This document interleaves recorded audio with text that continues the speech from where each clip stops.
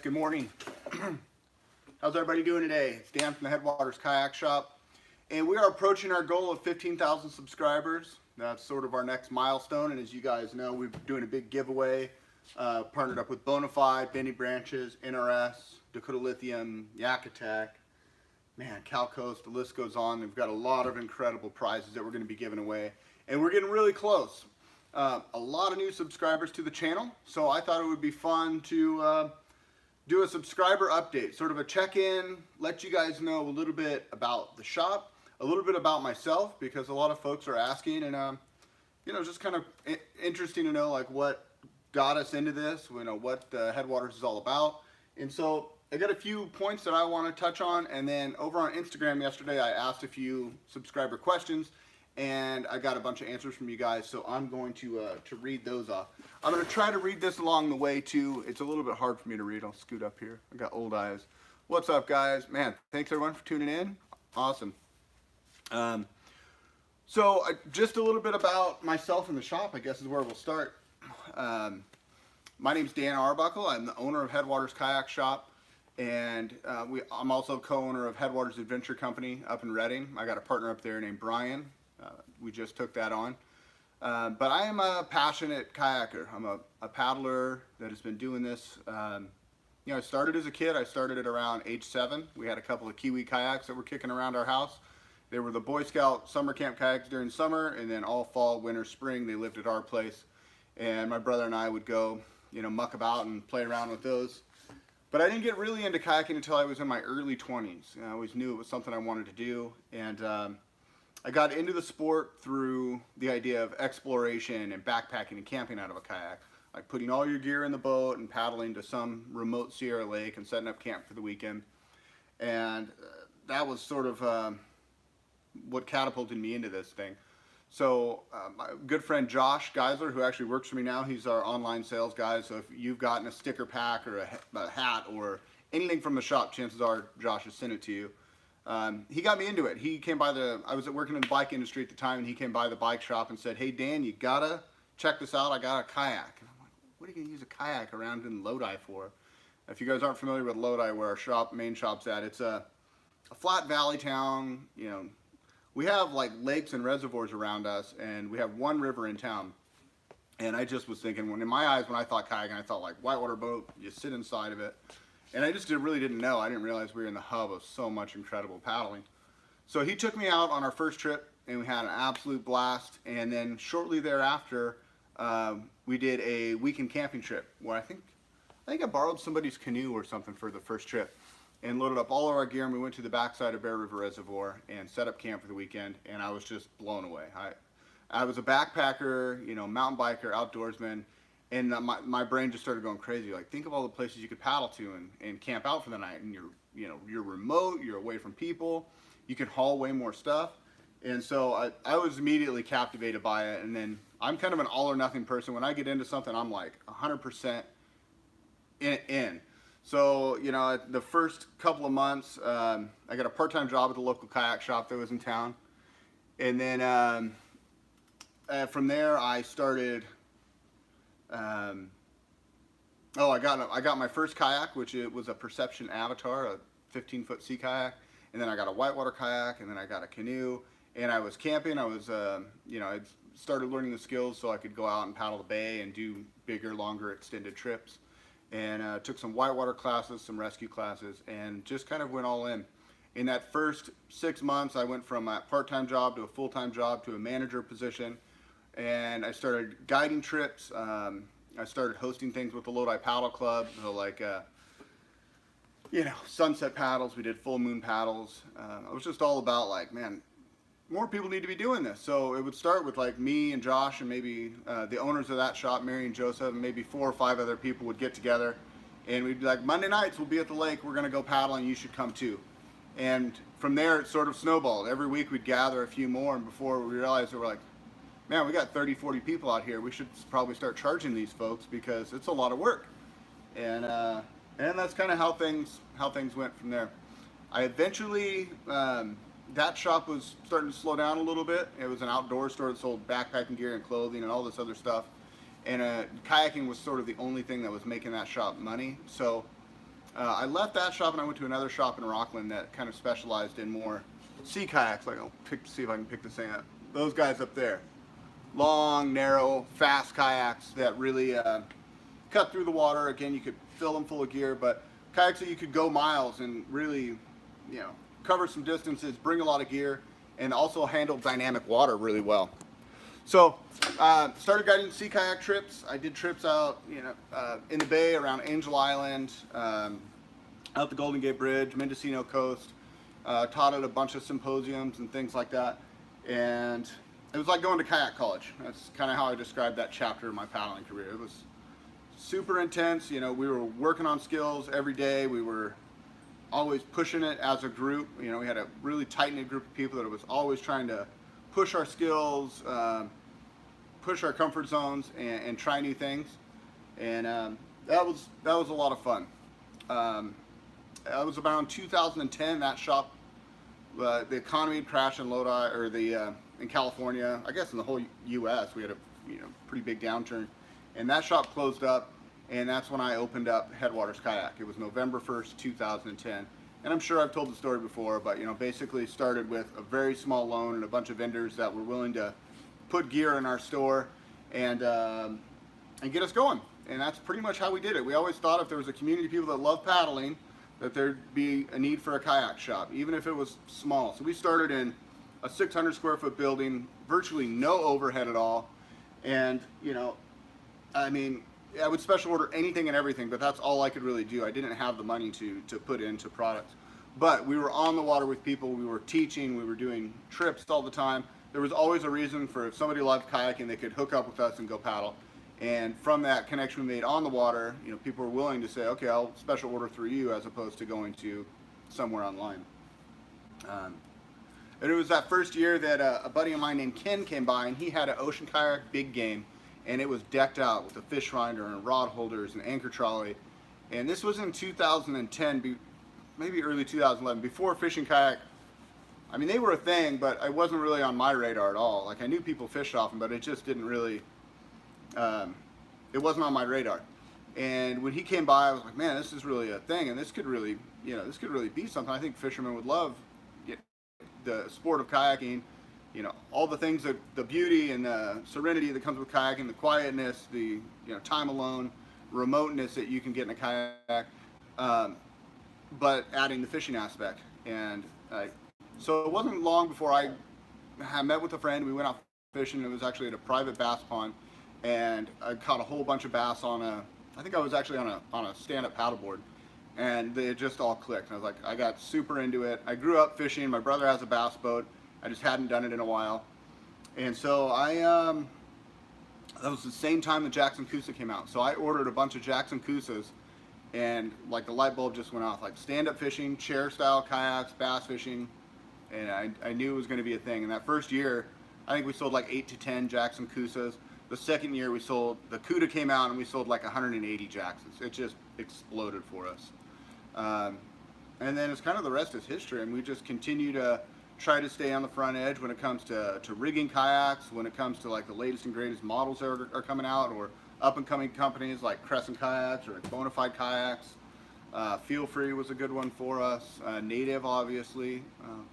So try to partner with these companies that are up and coming and really give them a platform to show their products, get them out there in the world, highlight them on our YouTube channel. And it's been a really, really fun ride. A lot of awesome partners. Somebody's asking me about the Mako pedal drives. Honestly, I've seen those a few shows. I have never actually been on one and pedaled it. It seems like a really good deal, almost too good to be true. And judging by the plasticness of that drive, I'm thinking it probably is too good to be true. I won't give my honest feedback until I actually get it on the water. But in general, my experience with Riot kayaks is they're fairly cheap. So let's see, what else here? We're just going to touch on Headwaters Kayak Redding because that's a very new venture for me. That's my parents' shop. So a little backstory there is when I started my shop in 2010, shortly after my mom was looking to retire as a Shasta County Marshal. And so she wanted to do more outdoor stuff and adventure stuff. They were always huge in the Boy Scouts, explorers, and trip leaders. They were just always hosting people, leading trips, going on adventures, and that's really what they wanted to want out of life, is to get outside and adventure. And so they started the Headwaters Reading as an adventure company. That's why it's called Headwaters Adventure, with the mindset of they would be taking people on the water, they would be doing more guided trips and things like that, and they would be sending the retail business to me in Lodi. It wasn't about a few months after they opened up where like they were going crazy with special orders. Kind of that same mindset. If you build it, they will come. Like if there's a community of people, there's a need for a shop. And so I went ahead and said, hey mom, you need to just set up with these vendors and start selling directly. And they were literally, and it was like a storage warehouse where they could park their trailer, and they would hang boats along the side, and in the daytime they'd pull the trailer out and they'd like roll a few racks out of stuff.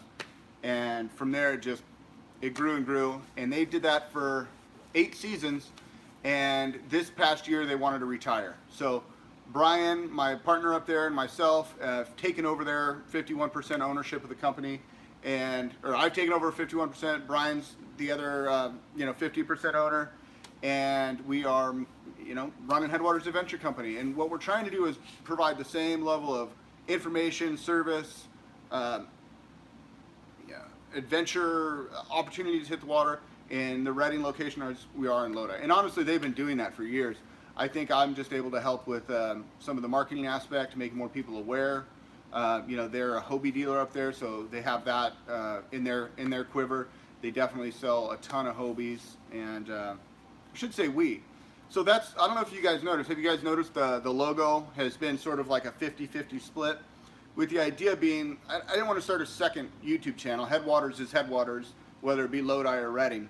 So you'll notice the new branding is both of our logos combined. And maybe I'll do something cooler with that, but at this point I just needed something to put up there.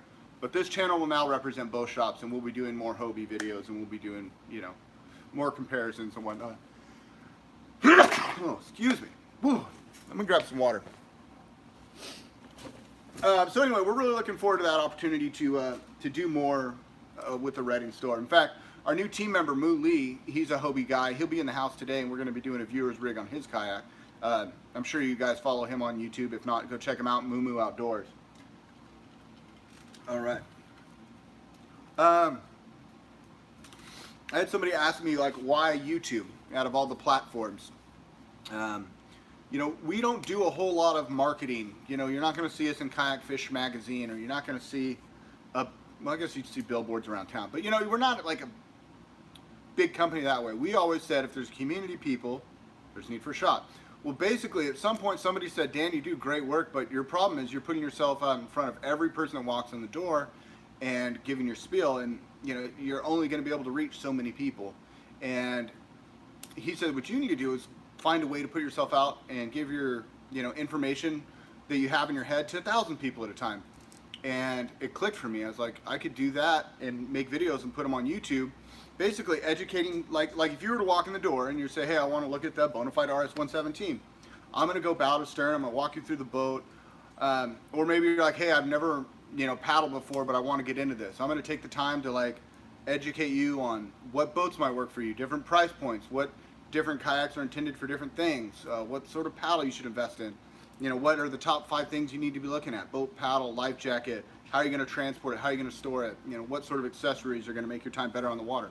So basically taking that concept of what I'm doing day to day with people, but doing it in front of a larger audience, like we're doing here on YouTube. So I started doing that, and then it was about, I think, 6 months into it when I started looking at other channels, like bike channels that I really liked, that they were telling a story. Every week there was a video coming out, and they were doing something different. They were telling their story, and I found myself like following along, subscribing, wanting to know, like, okay, what is BKXC or Seth Bike Hacks going to post next week? And I was like, that's what I need to do with Headwaters. I need to bring people into the shop, into my life, and show them what it is that we do and what we're about. And the reception's been crazy. It's been, I guess, about 1.5 years since we've been seriously at it. And man, in the past year, I think we've gained 12,000 subscribers, which for a little kayak shop like Headwaters is a huge, huge deal. So, that's why we're trying to do that big push to get to 15K, the big giveaway. And I just want to bring you guys along for that journey and try to create that community here online. Weight limits. You just got to look at the weight limits, man. You don't. Lots of kayaks have the weight limits are published. There's a kayak for every size out there, especially with fishing kayaks nowadays. There's something for everyone. Lost my train of thought. That's why I'm terrible with the questions. I'm sorry, you guys. I get easily sidetracked. Talking about our giveaway. So we're getting close. I think last time I checked, it was like 420 people until we're going to give away all this stuff. If you're not following us over on Instagram, you have a second opportunity to win by following our page over on Instagram. I do daily stories where I kind of take you guys behind the scenes and show you around.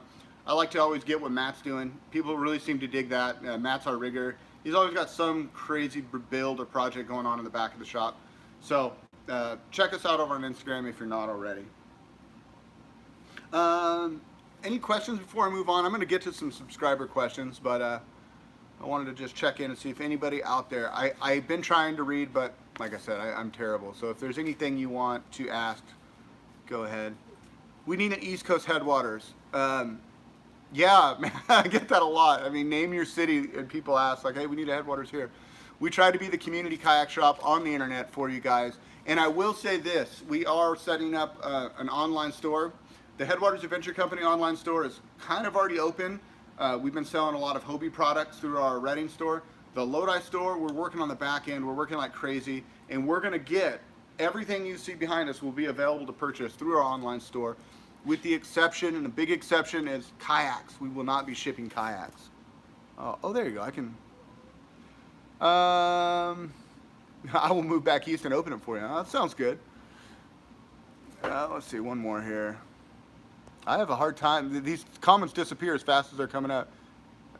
Is a paddle more important if you have a pedal drive? That's a good question. If you have a pedal drive and you're in open water, yeah, a paddle isn't uber important. It's where a paddle becomes important is when you're actually kayaking and you're doing 1,000 strokes every mile. The difference of doing that with a 2-pound weight and a 5-pound weight. I mean, it's just, if you've ever worked out and you've done any sort of reps, you know that it makes all the difference in the world. And having a paddle, that has some buoyancy in the blades, I have this one here, so wood or carbon fiber with foam core like a Werner makes such a huge difference in your paddling, because every time you dip that in the water, the paddle wants to bounce out of the water, and it's putting energy back into your stroke. So this is why this paddle right here is my favorite paddle in the business right now. I have it both for my fishing kayak and my sea kayak. Always been a fan of wood paddles, but I've been waiting for them to come out with a really aggressive, high-performance design, and Benny Branches did that. All right, I know I'm missing some questions. The Bonafide SS127 just got an anchor wizard, and where would I recommend mounting it? There's so many different ways to do that. That's a Matt question. Call the shop, ask for Matt. He will more than happily educate you on some of that. The Bonafide EX123. I'm excited for that. I was always a huge fan of the Kilroy. I like the sit-in style of kayaks, because I'm a canoeist, so it feels comfortable to me. I'm looking forward to getting that and seeing what we can come up with. Advanced Angler 120 looks just like the Big Fish 120. Like I have this one right here next to me. You can't see it, but it is. It's the same boat. So Cabela's got bought out by Bass Pro Shops. They discontinued selling the Advanced Angler, so you'll see a few of them left. And Cabela's are probably on closeout, but the Big Fish will be moving forward and sold through independent retailers, and it will also now come with a rudder. I think other than that, it's pretty much the same boat, but yeah, we sell them for $7.99, $8.99, and then we have our garage sale coming up on March 2nd, and from the 2nd to the 9th, we'll have a really good deal going on all the Big Fish. Really, anything around the shop. If you're in the California area, that's the day to come see us. What kayaks are easily able to add a pedal drive to or trolling motor? Feel free, you can add a pedal drive to. Wilderness, you can add a pedal drive to. I think those are kind of the two main ones. You can buy the kayak and then upgrade. Not a lot of companies are doing that, but those two have that ability. Pelican's drive system. A lot of people were really hyped on that boat. I tested it out at Paddle Sports Retailer, and honestly, for the price, it's $1,500 or so. But the drive, Dax is gonna knock over my camera. Come here, boy. You guys know Dax, right? Come here. You want to get on the camera? He's trying to knock over the rig. Say hi. He doesn't care. Anyway, the drive felt incredibly flexy. At the end of a demo day, the pedals weren't even straight. They were all canted. I'm not a huge fan of it. For that money, I think you'd be better served to find a used Hobie or a used Native. I just don't. I wasn't super impressed. Titan or Outback. I'll popcorn all you want. You know, that's not really a heated debate in our shop. If you're bass fishing and you're inshore fishing, that Titan's an incredible platform. You got the high seat, you got instant reverse, you get incredible maneuverability. If you want a boat that's more versatile for all fishing, if you're going to be going offshore and bigger lakes or trolling, that Outback flies. It's incredibly efficient, well laid out. It's definitely I mean, even Matt that works at our shop, we don't sell Hobies. He went to Headwaters Writing and bought an Outback because he was so impressed. And yeah, I mean, he was into it. So let's see. I love your kayak reviews, but one thing I would like to see more is accessory reviews. Appreciate that feedback. You know, kayaks are easy because they're here, they're all around, and I've done a few videos on like, you know, accessories you need for your first tournament and things like that. And I need to do more. You know, they don't get as much play, but the people that watch them find a lot of good information. And maybe even just like quick, like 1 or 2 minute videos where we focus on like, okay, here's a, you know, a Zuka 2 rod holder. Here's what it's about. Here's how it mounts. Maybe just quick little things like that, if that's something you guys think you'd be into. Hobie sail review. You know, I tell you what, I haven't spent a lot of time sailing Hobies, but I did get to mess with an adventure island on Lake Tahoe. That was some of the most fun you can have in a boat. We had our dry suits on and the waves were like 3 foot tall, just pounding you in the chest. It was exhilarating. Franchising Headwaters. Everyone's asking that. Maybe that's the future. I don't know. We'll see. I don't like, here's the deal, guys. I'm like the reluctant businessman. There's all these opportunities. I want my life simple so I can spend time outside, spend time with my family, riding bikes, paddling. So like I want the shop to be successful, but I don't want to take over the world. I'm not ACK. Any thoughts on expanding to no? How-to video for everyone watching from the East Coast. Definitely accessory reviews. Look cheaply now. Yeah. Wow, a lot of great comments coming through. I appreciate it, guys.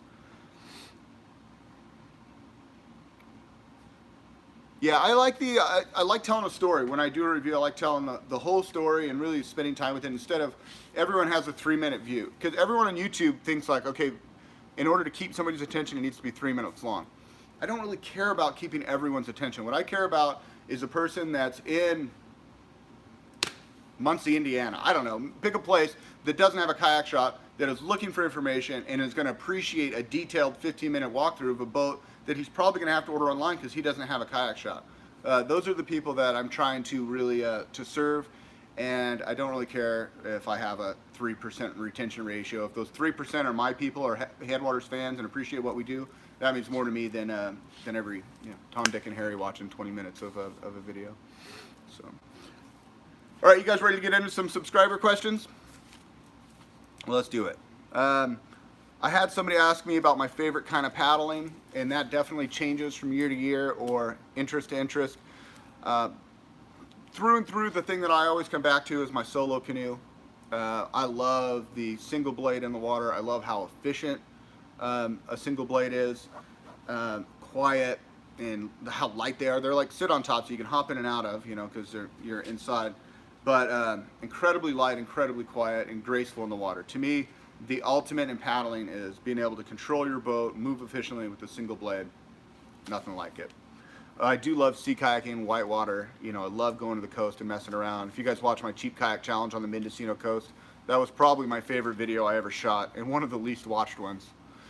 So, and then overnight explorations, I would say, is the other thing. I love to put all my stuff in a kayak and go somewhere and get away from it all and just, call the shore of some lake or some river home for the weekend. That's one of my favorite things in the world to do, and definitely as I get older and now that I have kids, that's something I can do with my whole family.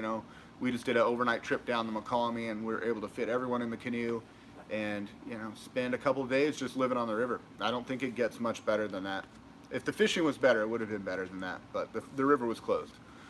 Top of the line Werner or top of the line Benny Branches? That is complete personal preference. There's no way to just say that.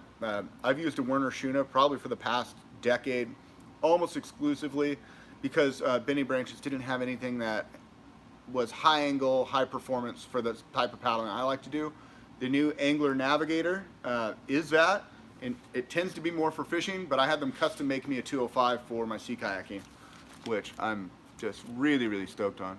Man, so many good questions coming through. The Russian River, that's a place I've always wanted to overnight trip. Thanks for watching that, Cody, the canoe camping trip. That was one of my favorite videos too, but again, not a lot of people saw that one. A lot of people going to KBF this weekend. I know a lot of guys are coming through here today. I forgot, I got Bonafide and Yakutat coming through the house today. They flew in from the East Coast to visit family and they asked if they could come through. That's at 2:30. I'll have to, maybe I can get her on here. Okay, 2019 Outback for $27.99 versus a 2018 for $19.80. I'll tell you this much, man. Everyone and their mother is selling their old Outbacks to get into that new one. People that said they wouldn't, never, but then they see it and they play with it, they're upgrading. I think if you can get into a Hobie and like that's in your budget at $2,000, great, you're gonna love that old Outback. I mean, they're very, very efficient. But I will say that the new Outback is an exponential jump. They have to lower the price that low to even make it competitive. It is really, really nice. So, Germany, what's up, man? All the way from Germany. Thank you guys for watching. So there was a question that I liked. If I could paddle anywhere in the world, where would it be? And man, I had to really rack my brain, but my wife and I are doing a trip to Kauai, and I have a dream of doing an overnight trip on the Nepali coast. And I was saying yesterday, it's cold, it's winter time. You wouldn't know that because I'm in a t-shirt, but I'm inside. But the idea of being warm on the ocean, like being in a t-shirt, sleeping in a hammock, sounds pretty dreamy. And then the other place that I've always wanted to go on the East Coast is Tybee Island, Georgia. I don't know if any of you guys are familiar with that, but they've got a really cool scene down there. I forget the name of the shop. I'm drawing a blank. But there's a sea kayak shop. They do a lot of sea kayak surfing. God, what is the name of that shop? I learned about them years ago in a This Is a Sea video, and I've always wanted to go down there and check that place out. The idea of surfing in a short sleeve sounds dreamy. The Northern California coast is always cold.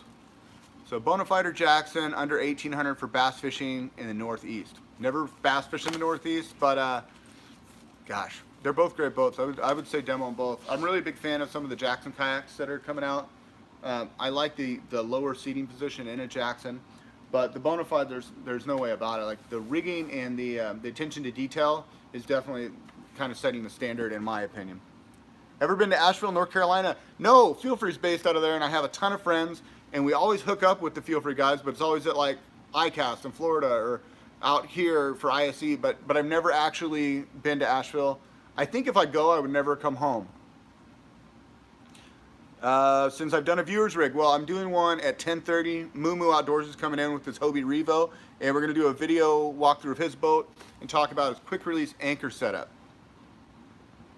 And yet, you know, to answer some people's questions, like people ask like why I don't post more consistently or why I don't do more of this or that. Here's the deal is I've got 3 on-water locations. I've got a store in Redding. I've got a store in Lodi.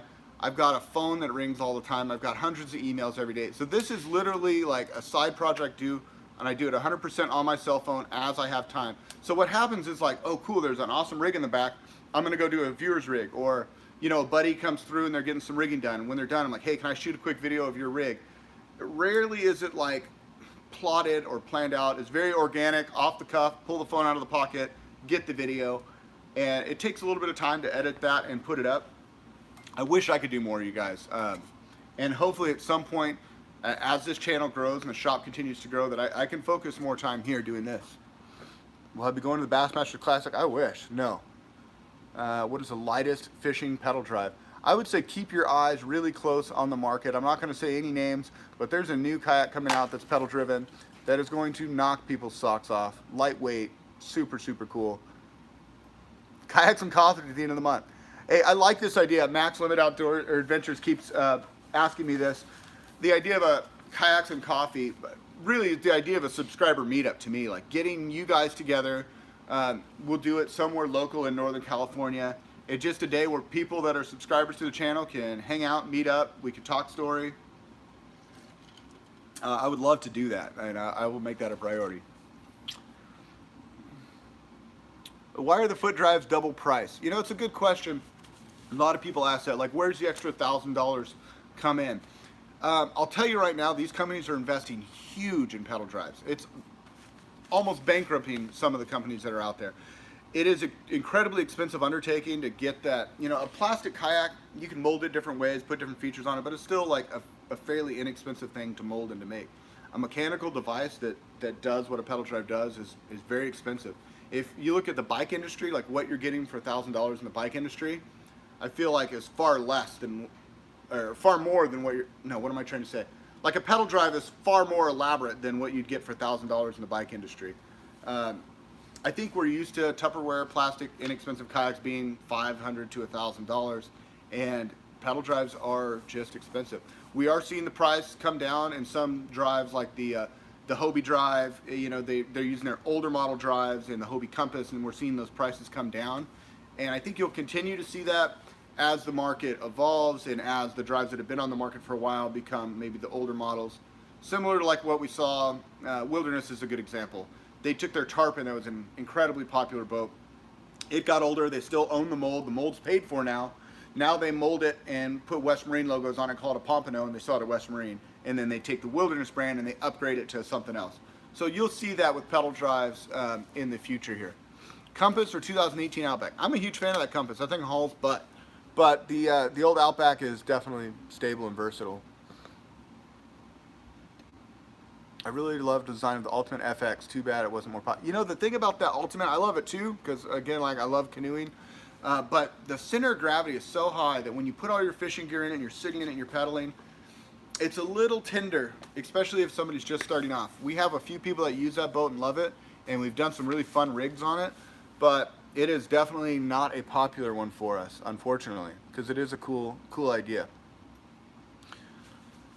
A big boy stability test. I'd be down. I really want to do a thing just to highlight boat stability. Is get the same boat, and maybe it has a 400-pound capacity, but we put a 150-pound person and watch how they struggle to paddle it. They're way too small. And then put a 200-pound person like myself, and then I'll paddle it. And then you put a 300-pound person on it, and you can just see the differences and why the volume of the kayak is so important to the size of the person, and why I don't like to sell a 150-pound person a bona fide or SS127, because they're gonna hate it. So I would like to do a video that highlights a little bit of that. It's on my list. I have a phone that it just has tons and tons of video ideas. What I don't have is time, a lot of time. How do you do much with the Old Town Predators? No, I don't. I have one in the demo fleet because a lot of people talk about it and they want to compare it to a Titan. And I will have a Titan 10.5 versus Topwater. And it really should be a Titan 10.5, Slayer 10, and Topwater, because that Topwater kind of fits right in between the Slayer 10 and the Titan 10.5. I will do that video at some point. But I'm not an Old Town dealer. It's a big corporation. They don't tend to work well with smaller shops like ours. I've hit them up a few times and tried to do business with them, and they're just not super excited to do business with us. What is my thought on the whole Lightning kayaks? You know, I'll be honest with you. I have tried to find a phone number or find information to get a hold of those guys, and I really can't. There's not a lot of information out there. I'm personal friends with Robert Fields, and we've been playing phone tag to talk about it, but he's in like New Zealand, and he's all over, so we just haven't connected. I will definitely get one to demo and give you guys my feedback. Are you going to be getting the new Bonafide Sit Inside? Yeah, for sure. What is thoughts on the new Seaghost? So I think it's the same as the old Seaghost, but it's going to get some upgraded handles. It's going to get a new upgraded hatch. Vibe does a really good job of creating a really good product, making it their own. Even though they are made overseas, at least they make it their own. It's unique, and then progressively upgrading it. You know, Vibe's a really smart company. Like, you know, whether you like imports or not, they are smart with how they market, and they make a really damn good product. That Vibe Seaghost is a really nice paddling boat and a very good value. With that said, I'm really keen to check out that new Crescent light tackle. I don't know if you guys have seen that or not, or you follow Crescent, but that thing looks awesome, and I cannot wait to see what that boat does. A lot of thought went into that one. What's your personal paddle choice for a budget paddle? Budget paddle, like, I cringe when I hear that because there's no good cheap paddle. If you're talking like $60 and under, the Benny Branches Whisper is probably the best thing. But again, spending more on your paddle. If I have $500 to spend, and I'm not even kidding, I would spend $139 on a carbon shaft, aquabound, stingray, or manta ray, and then spend the rest on the boat. It's that important, as opposed to spending $500 and getting a free paddle. I tell people that all the time.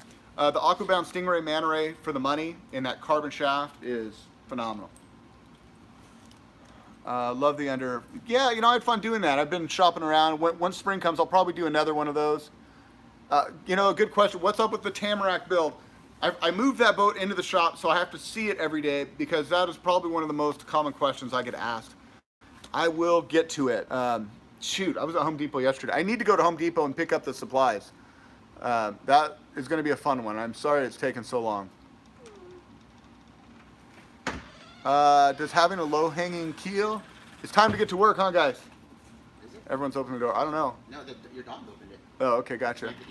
9:57. 9:57. It's time for me to get to work. Anyway, I'll answer a few of these questions and I got to go. So, make the stability better? No, it makes the tracking better. A big keel helps the boat track and to go straight. And I will say that Crescent Kayak's designed by a guy named Spike, which has designed some of my favorite kayaks of all times, like the Necky Dolphin, the Necky Spike. The ultralight tackle paddle is really, really good. The light tackle should be great too. I talked about the Mako earlier. Again, not a fan of the plastic pedal drive. I think that thing's going to fail. Titan 10 versus Slayer 10. Which would I pick? Oh God. Slayer 10 I like because it's light, but the Titan 10.5 is probably my favorite pedal drive to be in. It's just fun. Starter kayak under $1,000. I will have a $1,000 and under kayak video coming out as soon as I get the new bite and the Crescent in, which should be the next few weeks. Watch that one. Otherwise, you can watch the one I did last year. Benny Branch's Angler Scout is a good, inexpensive. I agree with that, Cody, but I will say Aquabound is made by the same company. Aquabound carbon paddles are lighter than the Angler paddles, and they do the exact same job. Have you been in a Riptide PDL? No, I have not. I've been hit up by those guys a few times. I've got a lot of pedal drives and a lot of options. I don't like the idea of bringing in another imported pedal drive. Import pedal drives make me nervous. The Vibe's one thing because they have really good customer service, but imported pedal drives a lot more moving parts, and I got to know that there's a company there to stand behind it, because when they have issues, I got a lot of guys that buy like the Brooklyn Kayak Company or these knockoff Chinese pedal drives, and then they bring them by for service or something's broken, and we have no way to do anything about it. Like, sorry, bud, my tools don't fit your drive. I can't do anything with it. There's no real recourse. So yeah, not a fan. I don't know about the Riptide. That might be different, but I don't know. Yeah, no BS responses. Yeah, I know. So I got to open the doors at 10. I got somebody coming in right at 10. My break. All right, yeah. Hey, man, thanks for tuning in. Your break's over. Josh, yeah, he's in the back. Everyone's kind of hanging outside the back door, shooting the breeze. $2,000 to $1,000. That's a good idea. I will definitely get that going. Best youth fishing kayak. The what is that little Jackson? The Jackson Kayak makes a sweet little kids kayak. It's awesome. Check that one out. All right, man, you guys are just rolling in with the comments here. I lost you. Oh, there we go. Is a motorized kayak considered a bass boat? We're not getting into that. Don't have time. It's definitely not a kayak, and I say that owning a Blue Sky with the Torpedo. I love it, but it's not a kayak. Since pedal drives are getting more popular, how about reviewing a $2,000 and under pedal drive? That would be cool now that we have a few options. I love that idea. All right, boom. I think I'm going to call it a wrap, you guys. I appreciate all the comments. Hopefully that gives you a little bit window into Headwaters, myself, what we're all about. And it was fun just kind of rapping and talking story with you guys. Again, our 15K giveaway is getting really close. If you're not already on our Instagram, go check that out. If you're fishing the KBF openers this weekend, best of luck to you guys. Have a blast. If you're somewhere where it's freezing, think warm thoughts, and hopefully we get thawed out and spring is around the corner. I'd love to get out myself. And if you guys haven't, do yourself a favor, leave the rods at home, go for a paddle, and just enjoy the sport of kayaking. I feel like we're, as a sport in general, getting away from the core of what makes kayaking so great, and that's, you know, paddle in the water, being out there by yourself or with a small group of friends. So don't forget to take time to make that a priority and just go for a paddle. All right, you guys, thanks so much for watching. Until next time, this is Dan wishing you guys happy paddling. We'll see you on the next one. If I can figure out how to turn this off.